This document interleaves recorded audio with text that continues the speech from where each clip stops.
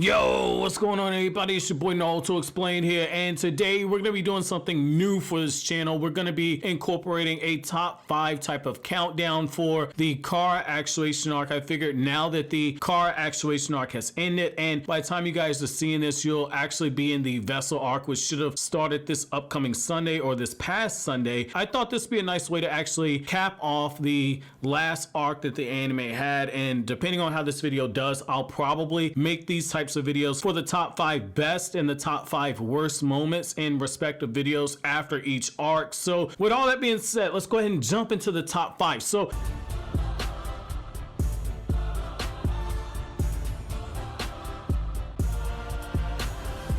Boruto and Sarada going up against Deepa in the rematch. So not the first fight, but the second fight. I know that that fight had a lot of original animation cuts for it. It actually had more original animation than what you got in Boruto episode 65 with Naruto and Sasuke versus Momoshiki. And I think a lot of us would agree that that's probably the best fight that we've gotten in this last arc. Boruto and Sarada going up against Deepa. And I thought it was pretty cool just to see the progress that these characters have made, the coordination, the teamwork, and the way that at the end of the actual fight, you see all 3 members of Team 7 working together, and they're funneling their chakra into Boruto's compression rasengan to try and get the drop on Deepa and take advantage of his brand new jutsu that he whips out, where it's actually incomplete and it's cracking before he even starts taking damage from Boruto's compression rasengan. And the reason why I have it down here at 5 opposed to higher up like some of you guys is, while it was very impressive to see Deepa just mollywhopping these guys, Deepa shooting chakra bullets from his fingers,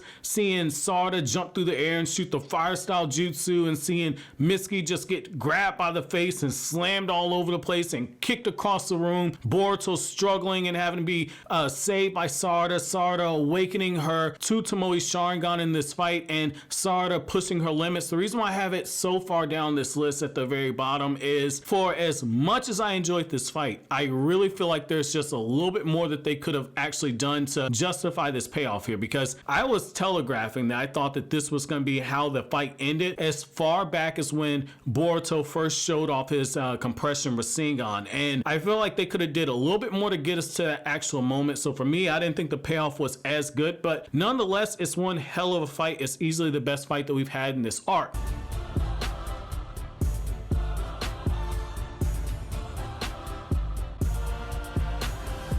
My number 4 moment that I have in the Kara Actuation Arc is going to be Team 7 exploring the countries outside the 5 Great Nations. So those of you guys who are familiar with my One Piece content, you guys know that over on Straw Hat Kryptonian saying I am a huge fan of world building. And what I like about this right here is that when Mujino is explaining to Boruto and Sarada early on in the arc as they're traveling to the land of valleys, he's telling them like, hey, you know, just because it's peaceful here in the 5 Great Nations in the Land of Fire, you have all these other smaller nations where the Hokage has to send people like me and Konohamaru and our individual teams out to these different nations to serve as peacemakers, because you have smaller proxy wars that are still going on, and you get opportunities where you see Boruto and Sarada and Mitsuki getting real ninja experience by being in the Land of Silence and seeing how things are so different, how the small child that Boruto had saved, that child was about to be beaten because that child was stealing, where you have all these rogue ninja who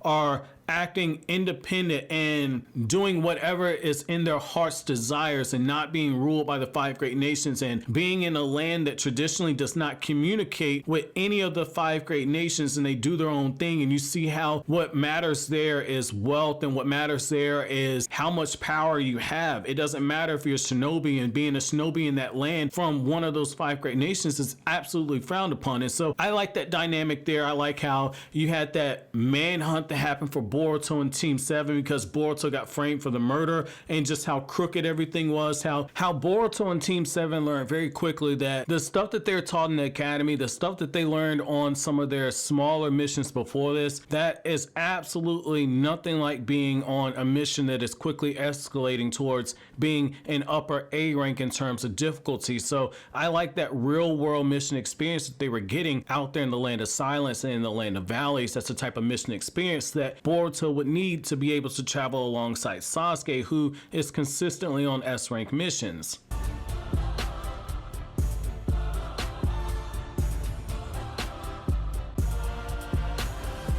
This next one's probably going to be the most important number on this list. So for number 3, I'm going with the introduction of Kara in the beginning of the arc, as well as the establishment of Kara. I'm going to put both of these together because one thing that this arc did a very good job, in my opinion, of is it allowed us to see just how dangerous the Kara organization is, because the fact is that we knew Sasuke was looking into the underworld about the Kara organization, but when you get that moment in episode 157 where you see Sasuke and Sai teaming up and they see the laboratory where the human experiments were going on, you see how the Kara organization has outer members that are willing to suicide themselves in order to protect the secrecy of what goes on with Kara, and the way that even Sasuke's looking at this and saying that this is baffling him, and for Boruto's own protection, he gives Boruto a glove to actually cover up Boruto's karma seal because he does not know if there's a connection to the Kara organization or not. And so I thought that that was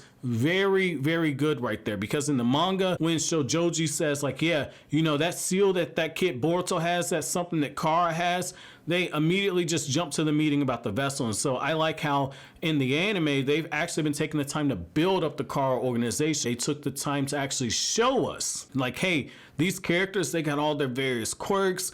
Look at how the relationships are going. You get just the small glimpses to start building up on the characters. And some of the characters like Delta, I felt like got very well fleshed out. And I thought they did a good job of building up Victor, a character that was absolutely fodder in the manga, as you guys have seen from the previous episode, where in episode 181, Victor should have been burned up like he was in the manga. So I thought that this was good. I thought they did a very good job at Kara in this arc and just establishing them as being something that's different from the Akatsuki, because that's a huge misconception people have.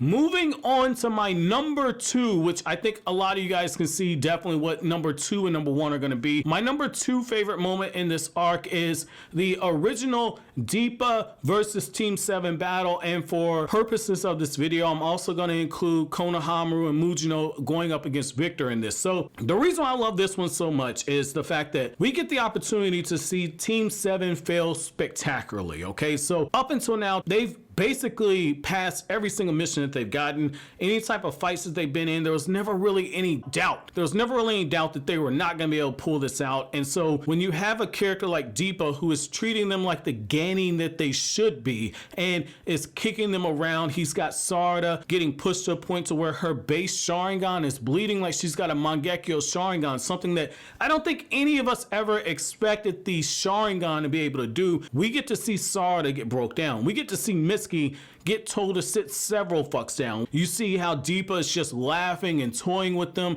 as he's launching all these attacks, and as he's playing around with Team 7, you see how when Boruto thinks that he's got the moment where he can actually land a decent hit, Deepa laughs after he screams like he's being hurt by the rasengan, and then he proceeds to just knock Boruto damn near unconscious. And I like how as he's picking off the various members of Team 7, you just get this weighty feeling that Deepa is that character you don't want to fuck around with. And I thought that that was very, very well done when it comes to that aspect there. And then to actually see how Victor is showing off his high-speed regeneration abilities by sprouting other arms, and he's holding off the attacks, and he's making fun of Mujino for Mujino having a critical injury where he could be potentially suffering some bleeding on the inside, and Victor's just using his staff and he's knocking Mujino around. Mujino, somebody who's supposed to be a special jonin. I thought that that was really cool to see that aspect of Victor's character right there, because in the manga we never really actually got to see him actually throw down, and to see how he's just manhandling Konohamaru and Mujino without even trying, it lets you know that the Kara members are on a completely different level.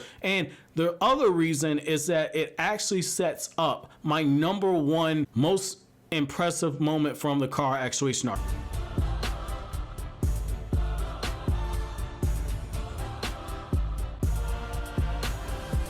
the actual training of the Team 7 members. So in particular, the training of Boruto under Kakashi and the training of Sarada under Sasuke and Sakura. I think that all of us can agree one of the many things that really gets on your nerves is that when it comes to the members of this new generation Team 7, they either learn jutsu very quickly or they're not really shown struggling. They pick up everything very fast. It's a drastic change to what you saw in Naruto. So when it comes to the members of Team 7, we actually see them having to work for the power-ups that they get in this arc, and I think that that's why the final battle with Deepa versus Boruto and Sarada actually pays off, because we saw them struggle to get to this moment. So what I love about this in particular, this whole sequence here, is that Boruto has to go up against Shojoji, somebody who, when he's first brought out, Boruto looks absolutely terrified, because Boruto did not defeat Shojoji on his own last time. He had to be bailed out by Sarada, and he had to be bailed out by Mitsuki, and so I thought it was cool to see how Boruto had advanced beyond Shojoji. I thought it was cool to see how Kakashi showing him like, look, just because you can't use a giant rasengan does not mean that you can't make a new rasengan. Let's play to your strengths. When you get to Sarada,